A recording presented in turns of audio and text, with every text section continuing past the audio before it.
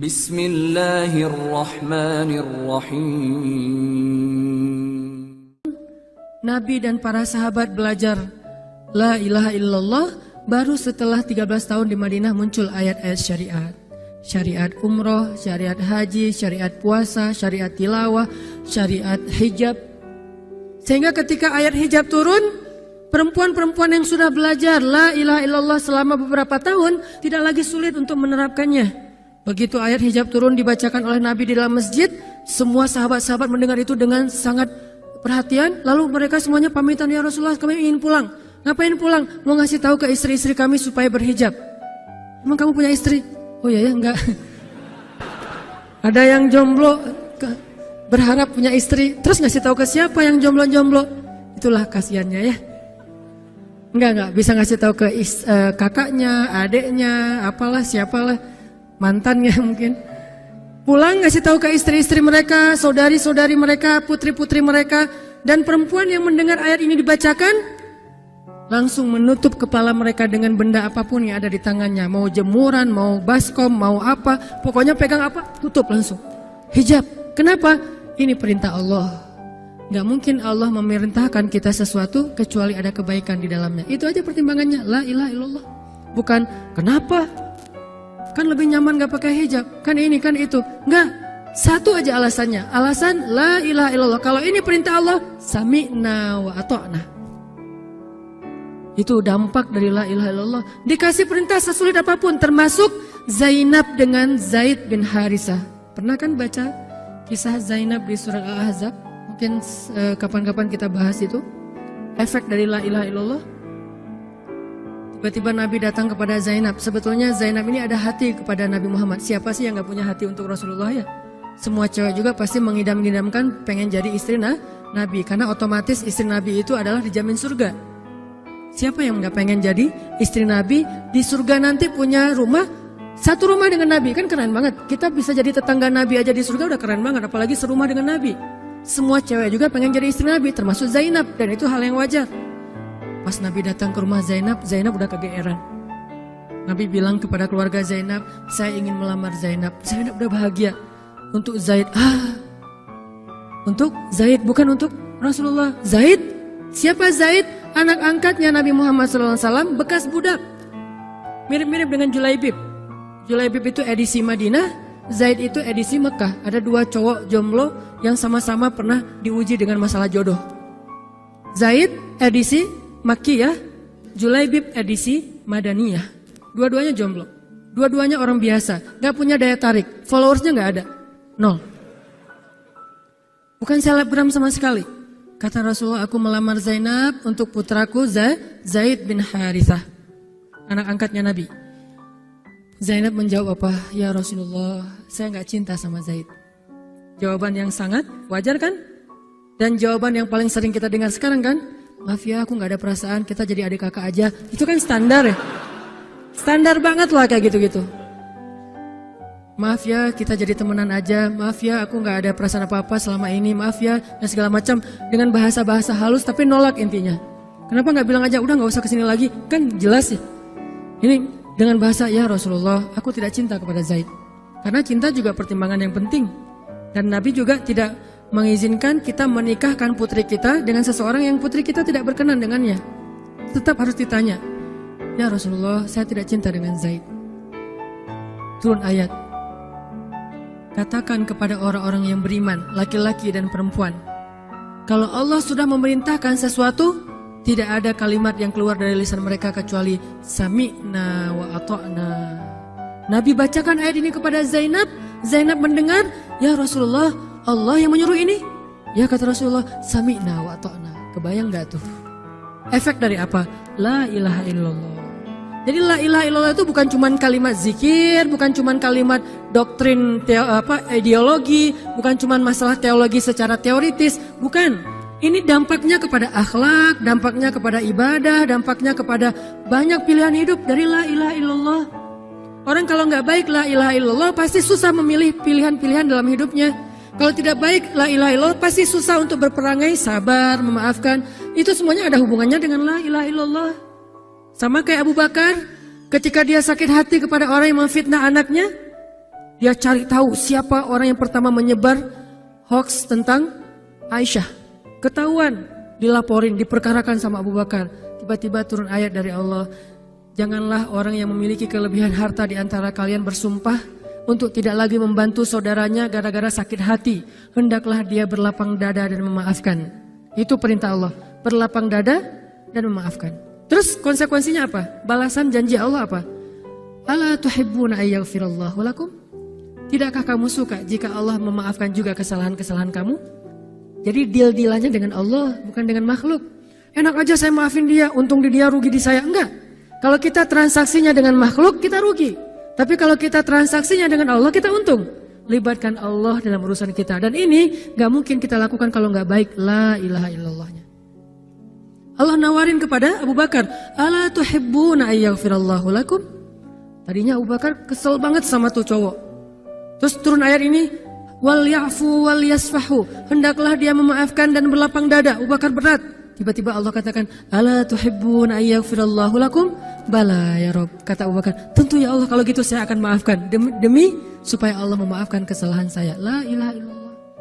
Zainab, sami'na wa ata'na. Ya udah saya terima Zaid ya Rasulullah. Alhamdulillah. Datang Nabi ke Zaid. Zaid, mau gak nikah sama Zainab? Sebetulnya mau banget, tapi gak pede. Zaid takut Zainab nanti jadi terpaksa menikah dengan Zaid, jadi gak nyaman. Zaid juga gak mau menyulitkan Zainab. Ya Rasulullah, saya gak pantas untuk Zainab. Kata Zaid. Dibacakan lagi ayat ini. Ya Zaid, ini perintah Allah. Oh gitu ya Rasulullah. Sami'na wa ata'na. Buat Zaid sih gampang lah ya. Udah ada legalisasi ini dari Allah. Kalau gitu, ini bukan saya ya Rasulullah yang mau ya. Allah kan yang nyuruh. Nah, saya emang gak mau maksa gitu ya. Tapi kalau Allah yang nyuruh, ya udah apalagi saya gak punya pilihan dong gitu. Padahal Zainab siapa sih yang gak mau cowok sama Zainab? Nikahlah Zainab dengan Zaid. Dan yang menjadi semacam khutbah nikahnya adalah Rasulullah SAW. Kebayang gak Zainab tuh punya hati ke Rasul, tapi Rasul yang mengkhutbahi nikah Zainab dengan orang yang Zainab gak cintai. Kebayang gak perasaan Zainab tuh? Ketika akad nikah, Nabi jadi saksi. Saya terima kata Zaid nikahnya Zainab binti Jahsy dan segala macam. Zainab kebayang gak ada Nabi di situ? Lalu setelah selesai akad nikah ditanya kepada Nabi, sah ya Rasulullah? Sah. Dan Nabi juga gak mau mempersulit. Gak sah. Kenapa? Harusnya sama saya. Enggak. Nabi orangnya fair. Nabi orangnya bijaksana. Orangnya dewasa. Gak kayak kita. Kita tuh bahaya banget jadi saksi kalau jadi mantan. Pasti gak sah. Dan Nabi gak gitu. Sah langsung di kali pertama. Kebayang Nabi memberi nasihat kepada Zainab, nasihat kepada Zaid. Zainab, aduh kenapa bukan Nabi, kenapa Zaid? Tapi apa? La ilaha illallah. Allah gak nyuruh sesuatu kecuali ada kebaikan di dalamnya. Percaya banget. Itu la ilaha illallah. Udah percaya banget. Zainab yakin, ini perintah Allah, ya sudah saya lakukan. Walaupun bukan dengan Nabi, padahal saya pengennya dengan Nabi. Kebayang gak sih pengen sama seseorang yang kita cintai banget, malah orang itu yang menjodohkan kita dengan orang yang kita gak pernah kebayangin. Amit-amit. Jangan dia ya Allah, jangan dia, dia. Kan berat tuh. Yang saya sering cerita, jangan saya. Pokoknya jangan Hanan. Hanan. Kenapa kok begitu? Karena dia bilang jangan saya bilang yang dia ya Allah. Akhirnya kita adu-aduan doa. Ya Ustadz, masa dilawan ya? Doanya lebih panjang, lebih sujudnya apa segala macam. Akhirnya jadi. Gak kebayang tuh buat Zainab. Kalau Zaid sih mungkin kebayang lah ya. Gimana happynya Zaid menikah dengan seorang cewek yang semua orang Mekah pengen nikahin dia. Tapi kalau Zainab, itu hari-hari yang sangat berat. Malam pertama gak kebayang buat Zainab. Zaid. Begitu Zaid datang, Assalamualaikum Zainab. Gimana tuh?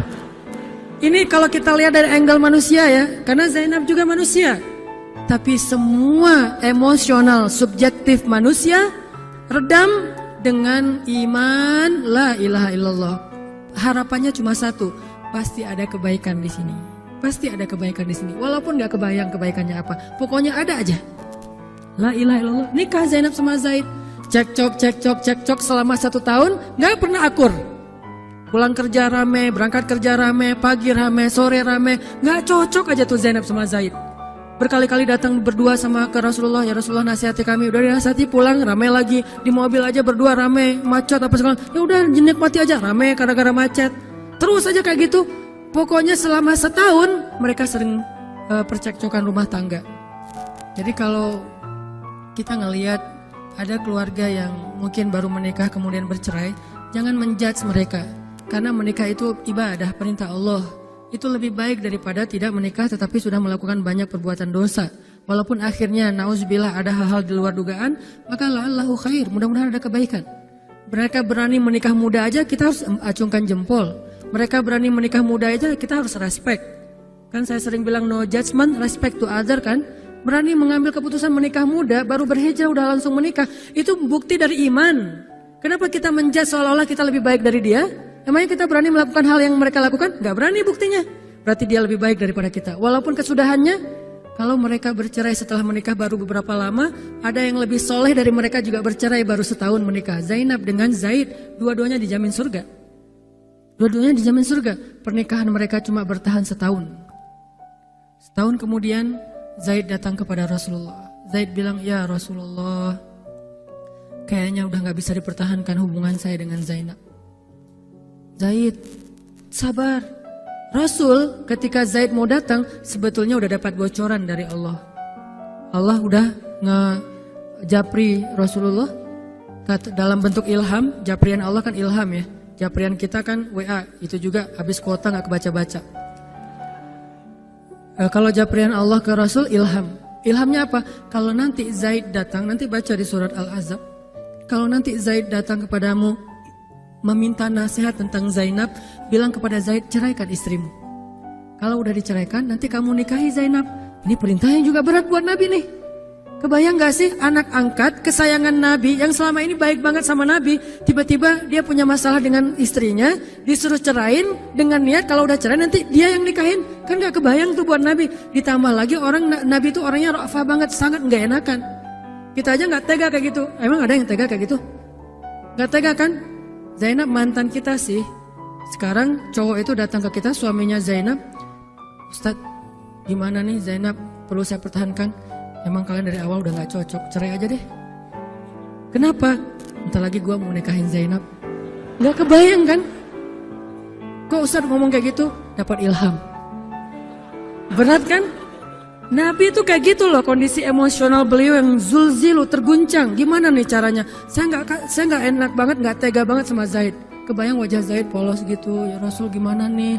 Aduh, mau dibilangin ceraikan aja nggak tega. Mau dibilang pertahan tapi Nabi bilang suruh cerai, Allah suruh ceraikan. Akhirnya Nabi memilih emosionalnya, bukan perintah Allah. Wahai Zaid, tahan istrimu, jangan ceraikan. Padahal kata Allah suruh ceraikan. Lihat beratnya Nabi waktu itu. Akhirnya Zaid pulang, gitu ya Rasul. Ya pulanglah Zaid, Nabi gak enak banget sama Allah. Terus akhirnya Zaid sampai ke rumah, namanya Allah yang nyuruh kan gak bisa dirubah ya. Kun fayakun, cerai juga tuh walaupun Nabi bilang sudah bertahan. Allah marah kepada Nabi. Kata Allah, kamu merasa gak enak kepada manusia, tapi kamu merasa enak kepada saya. Diadu oleh Allah tuh coba, emosional.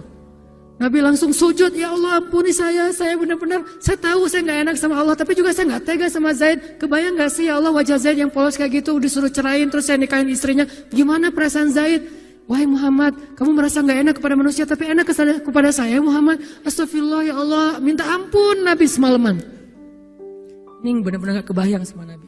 Tapi Allah pengertian lah, tahu Allah, Nabi itu bukan mau gak taat sama Allah, cuma emang gak tega banget sama Zaid. Akhirnya Allah ngambil keputusan sendiri, Zaid cerai dengan Zainab. Setelah selesai masa iddah Zainab, Allah katakan, Muhammad sekarang datang kepada Zainab, lamar Zainab. Dengan berat hati Nabi, tok pelan gitu, berharap gak dibukain pintu. Langsung udah ditunggu ternyata sama Zainab. Eng gitu, bukain pintu. Pas Nabi datang, Assalamualaikum, Waalaikumsalam gitu. Zainab udah punya firasat. Nabi mengatakan, Zainab, ada perintah dari Allah. Apa ya Rasulullah? Sami'na wa ata'na. Belum juga dikasih tahu. Sami'na. Allah menyuruh saya untuk melamar kamu Zainab. Untuk siapa ya Rasulullah? Curiga kan? Jangan-jangan orang lain lagi nih. Untuk siapa ya Rasulullah? Untuk saya. Masya Allah gitu. Cuman Zainab kan gengsi gitu lah. Masa cewek harus teriak-teriak gitu kan ya? Oh gitu. Padahal